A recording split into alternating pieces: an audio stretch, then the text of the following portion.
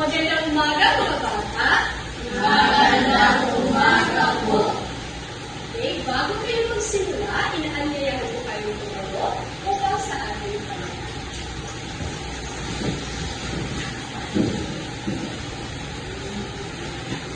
Okay, bukuhan niyo yung mga ulo at ipipil ang mga in the name of the Father, the Son, and the Holy Spirit. Amen. Okay, bago kayo umupo, maaari pakitulog ng basura sa ilalim ng iyong upuan at pakiayos ng iyong mga mesa. Mahal na kayo dito. Ngunit, bago ko lahat, tayo po muna ay mag-check na iyong activities. May lumipan na sa klase. Wala. Ngunit, tatawagin ko pa rin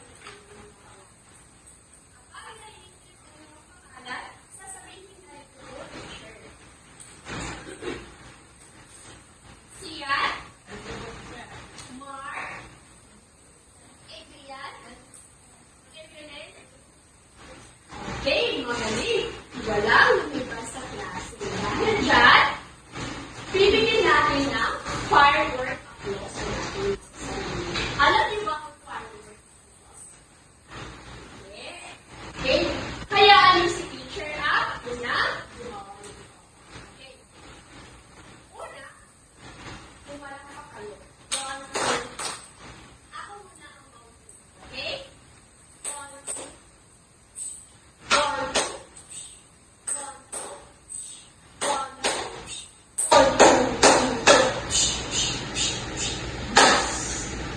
Okay. So, pwede na kayo sumunod sa akin. One, two. One, two.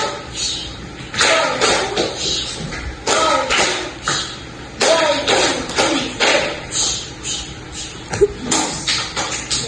Yun.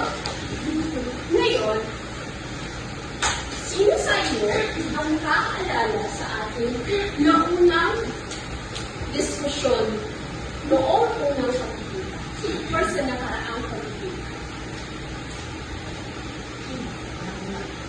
Okay, magaling. Parabula. Ano-ano ang mga elemento ng parabula? Siya. Tauhan. Okay, magaling. Ano pa i-deliver?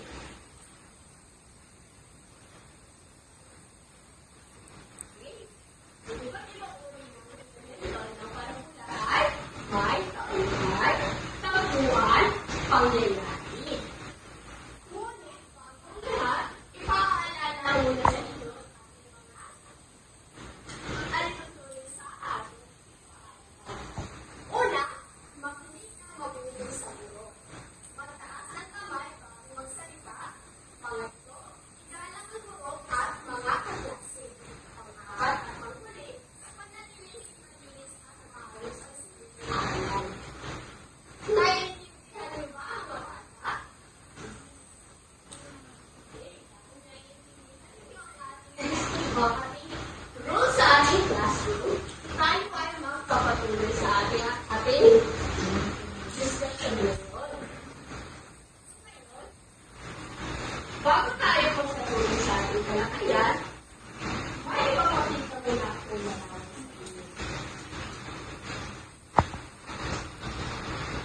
Tignan mabuti kung ano ang ginagawa ng mga bata sa laro. Mga siya na naglalaro. Ano ba? May iba po ba kayo nakikita? Masaya, magaling. So may ikatanong ako sa inyo. Kayo ba ay mahilig maglaro ng basketball? Bola? Naglalaro ba kayo ng basketball? Sino sa inyo naglalaro ng basketball? Okay. Alam mo ba si teacher ay naglalaro ng basketball? So, ngayon, nakikita niyo ang larawan na ito, may kaalaman ba kayo kung ano ang ating diskusyon ngayon? Ang ating diskusyon ngayon ay isang makinig.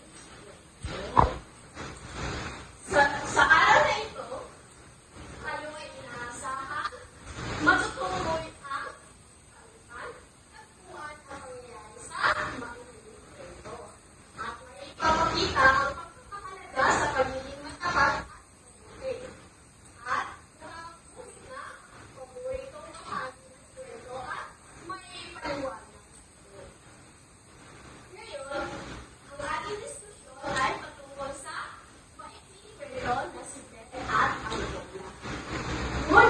Bago ito, tatalakayin muna natin ang tauhan, ang mga elemento sa makikikwento.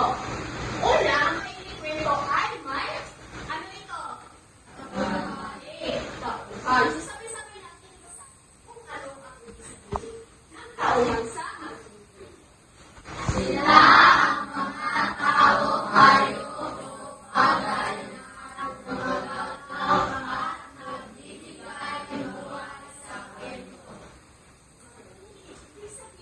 tauhan, ito ay ang mga tao at hindi lang tao, kundi pati ang mga hayop, magaling at ano ba?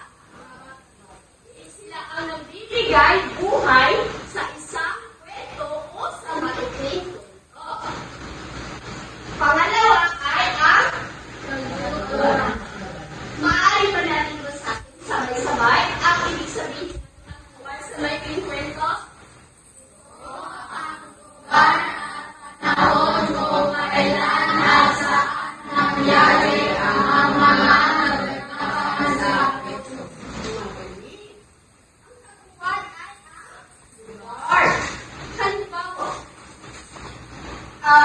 Encantadia.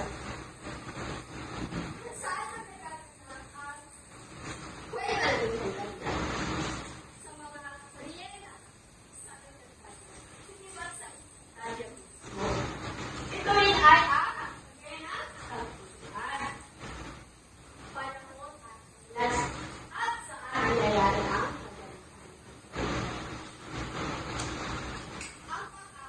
pangatlo ay ang ano ito? Ay, maaari bang basahin natin kahulugan ng pagkay? O definition ng pagkay? Ito ang maayos na pagkakasunod-sunod ng mga pangyayari sa kwento. Binubuo ito ng tatlong pangunahing mga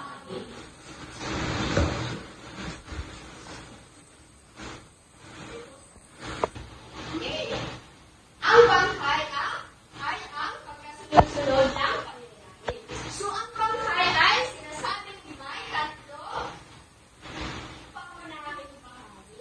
Ito ay ang simula, gitna, at wakas. So, ang simula dito ay pinakilala ang tauhan at ang lugar na pinag-yayarihan.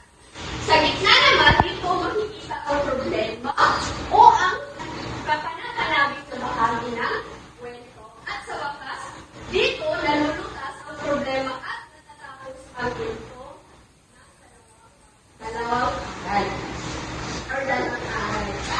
So, huli na bahagi na elemento ng maikling kwento ay ang tradisyon. Maaari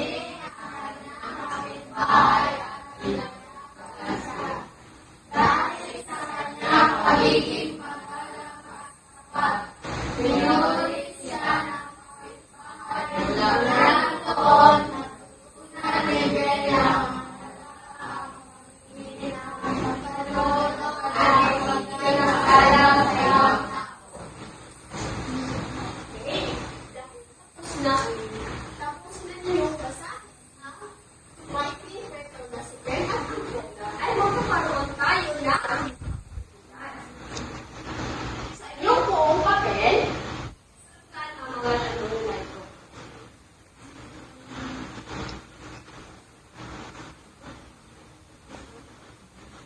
Tapos na ba kayo? Okay, maaari na pasahin pa ang mga papel sa sasakan.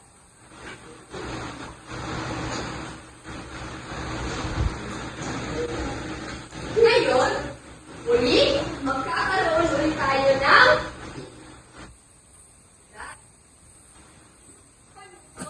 basahin ang bawat pangkusa at ang tama kung gusto ka upang ipinakita at lumali kung hindi.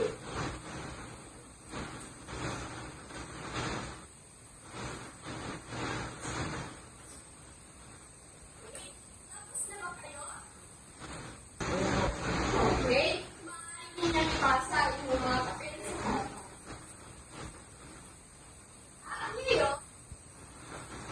At ngayon, magkakaroon tayo ng aktibidad. Hahatiin ko kayo ng dalawang grupo. Para sa inyong aktibidad, hahatiin ko kayo ng dalawang pangkat. Ang bawat pangkat ay gagawa ng gawain na nagpapakita ng pagiging mabuti, matapat at responsible sa iba't ibang sitwasyon. So, ang unang pangkat ay gagawa ng maikling kwento tungkol sa isang bata na may napulot na pitaka. Siguraduhin makikita sa kwento ang tamang ginawa ng bata at kung paano niya ipinakita ang kanyang pagiging matapat. At lagyan ito ng angkong at pangkat. Para naman sa pangalawang pangkat, bumuo ng maikling tula na may dalawang hanggang tatlong saktong tungkol sa kahalagaan ng pag-amin sa pagkakamali. Dapat ipapahayag sa tula kung paano magiging mabuting tao ang isang bata kapag siya ay nagsasabi ng totoo at umatanggap ng pananagutan sa kanyang ginawa.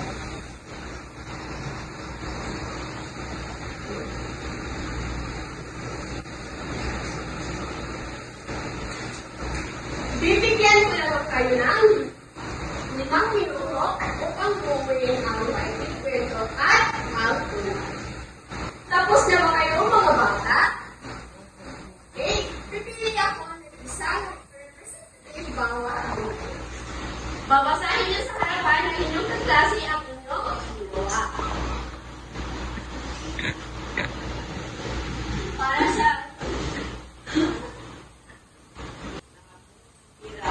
Agad siyang tumakbo sa kanyang guro kasi binibining sa Diyos upang humingi ng tulong na hanap ang may-ari nito dahil sa kanyang marapatan sa ibalik ang pinasa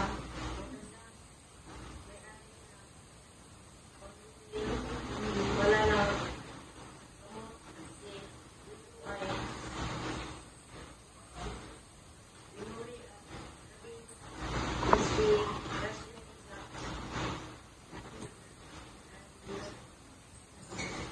karamihan o nadal. okay, magaling. Ngayon naman ay isusunod natin ang maikling.